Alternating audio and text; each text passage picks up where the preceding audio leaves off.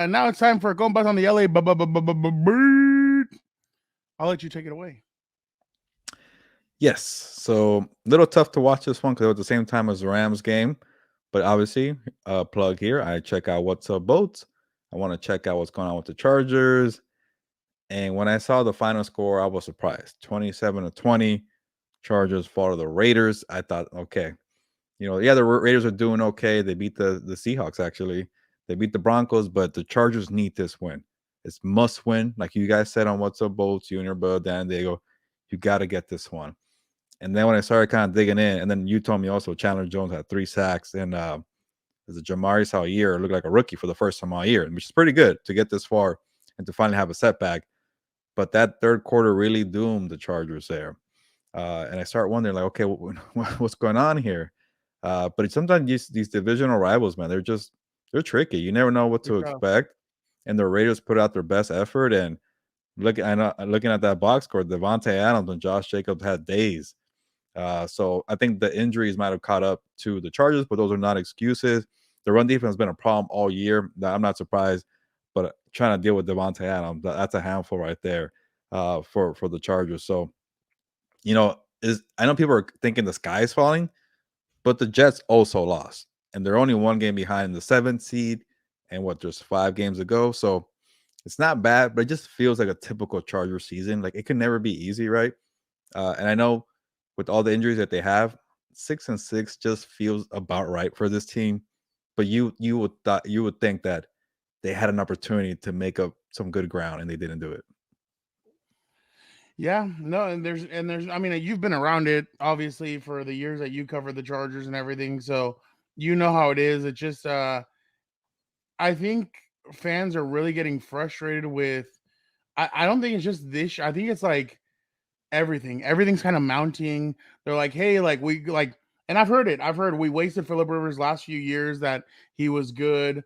We're wasting the first 3 years of Justin Herbert, which I'm not gonna say the word wasted, but you kind of do have to look at it. And you're like, dude, he's potentially about to be 3 years in with no playoff run, and you're kind of like you're thinking like shoot, will he even want to resign when it's time to resign with the Chargers? I mean, it's just, and I mean, obviously I'm sure he will and everything, but it's just like me thinking out loud, and it's like there's a lot of, it was just bad football yesterday, and it's like, okay, you draft offensive linemen, you have a good starting offensive line, but the backups are just terrible. Like they're just bad backups. Like Will Clapp just couldn't hold it down. Brendan Hymus went in one of those, and he made Jerry Tillery looking all like an all pro. And I mean, you know it. Revenge I know game. it. The fans know it. Jerry Tillery is nothing to write home about, but he looked like an all pro for those first few minutes. Then Zion came back into the game, and Zion was able to hold him down a lot more. But it wasn't a good look. And then your playoff percentage went from 53% to now 20 to 32. The Raiders are starting to play good football right now. The Steelers are starting to play very good football right now. So like teams are starting to kind of pick it up behind the Chargers. And I'm not saying that they're going to that these guys can catch up or anything. I'm just saying Fernando, it is getting a little dangerous for them. can you give me the final 5 games for the Chargers, and I'll give you a prediction here. Yeah, let's do it. Dolphins on Sunday Night Football. Oh, that's right. I think Chargers at home will get it. That's what I was telling Daniel. I'm like, watch these guys actually Yeah, win that game. they're all get it. Tennessee At Tennessee at or home. here? I know in LA. Tennessee's too physical, and the run game's pretty good. So give me Tennessee. Okay, so right there, they're 7-7. Um, at Indy the day after Christmas.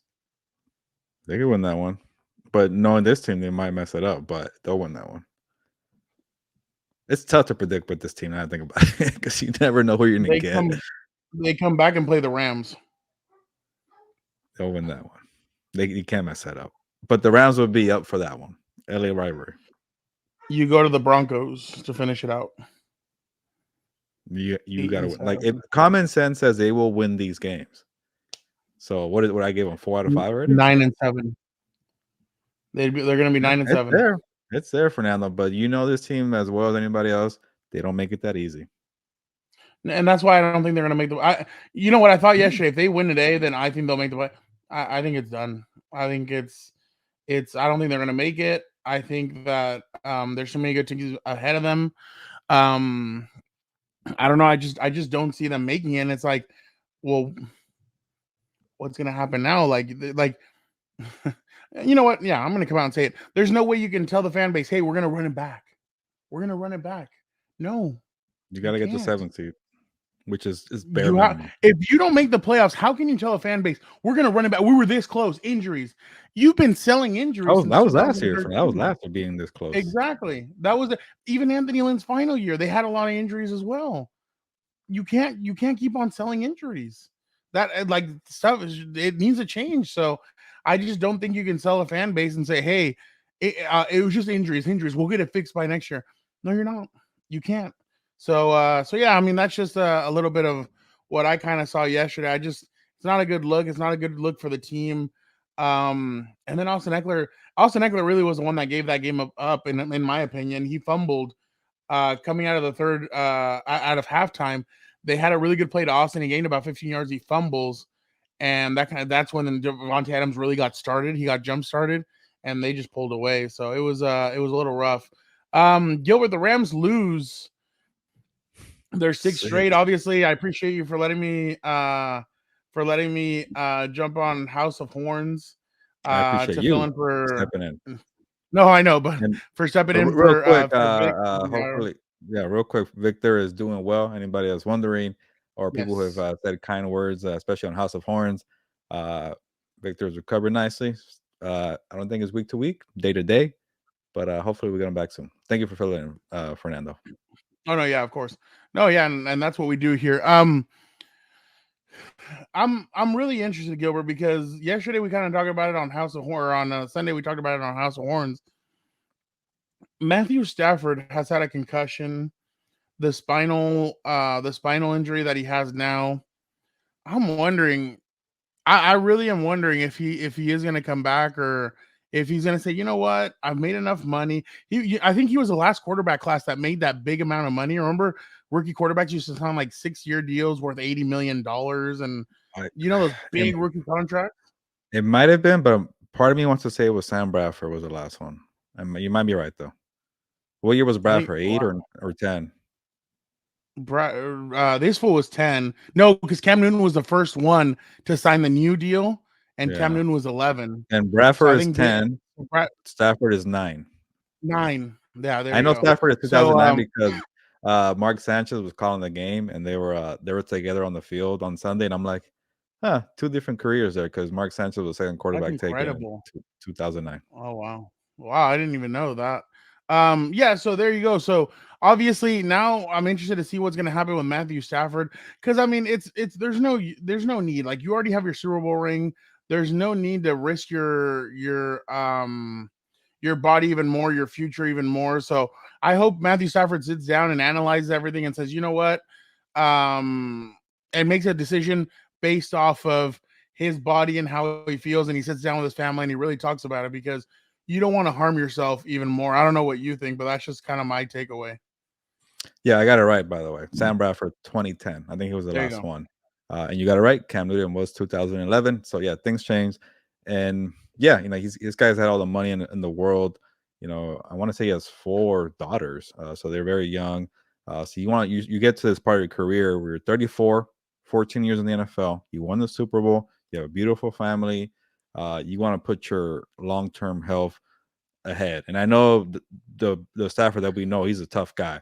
You could criticize his kind of shaky up and down play, but he always was there to deliver, and he's a tough guy. You can't count him out. Crazy arm.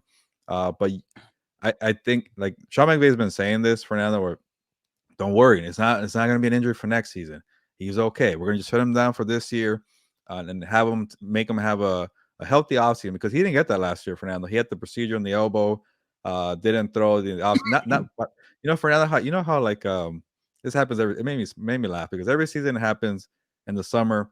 Don't worry, he's a fine. It's okay, not a big deal. Yeah.